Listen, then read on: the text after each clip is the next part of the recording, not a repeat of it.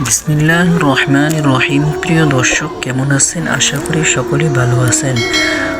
আজকে আমরা শুনবো এমন একটি ঘটনা।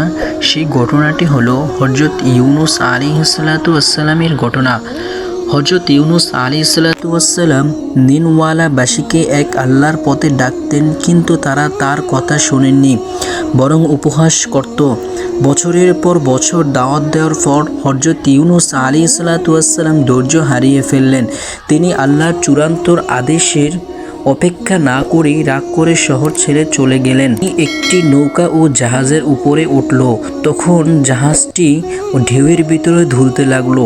তখন মাঝিরা বলল, জাহাজে এমন কেউ আছে যার কারণে এই বিপদ। তারা রটারি করলো এবং তিনবারই হযরত ইউনুস আলাইহিসসালাতু ওয়াসসালামের নাম এলো। হযরত ইউনুস আলাইহিসসালাতু ওয়াসসালাম বুঝতে পারলেন এটি আল্লাহর পক্ষ থেকে পরীক্ষা। তিনি নিজের ইচ্ছায় উত্তাল সমুদ্রে ঝাঁপ দিলেন।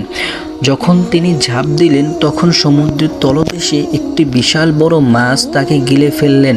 মাছের পেটে তিনি দেখতে পেলেন অনেক অন্ধকার। সেখানে তিনি অনেক ভয়ে ছিলেন। তিনি বুঝতে পারলেন যে আল্লাহর অনুমতি ছাড়া শহর ত্যাগ করা আমার ভুল ছিল। সেখানে তিনি অত্যন্ত কাতর সুরে এই বিখ্যাত দোয়াটি পড়লেন, লা ইলাহা ইল্লা আনতা সুবহানাকা ইন্নী কুনতু মিনাজ জালিমিন। মাছটি তাকে একটি সৈকতের পাশে কিনারা তাকে বমি করে ফেলে দিলেন। সেখানে তিনি অসুস্থ ছিলেন। আল্লাহ তাআলা তার মাথার উপর একটি লতা গাছ সেখানে সাজিয়ে দিলেন, যাতে করে সে খাবার ও পান করতে পারে এবং তার মাথার উপর ছায়া থাকতে পারে।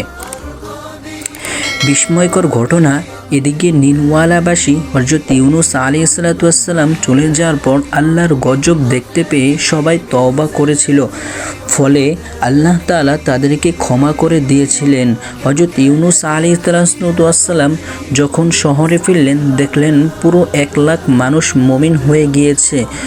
যাই হোক, যত বিপদ বড় আসুক না কেন, সর্বদা আমাদের আল্লাহর উপর ভরসা রাখতে হবে।